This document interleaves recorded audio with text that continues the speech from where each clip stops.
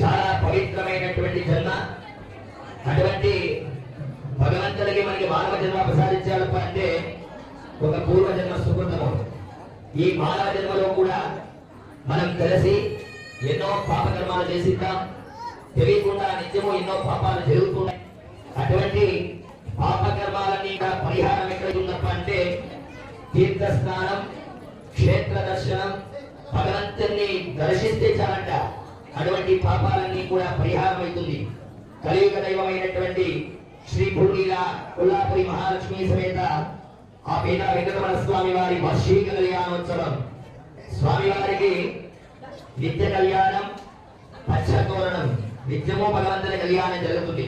అయితే సంవత్సరానికి ఒక మారు 11 రోజుల పాటు స్వామివారి కంకణ ధారణ చేసి లోకం ఎప్పుడూ కూడా సుభిక్షంగా ఉండాలని స్వామివారు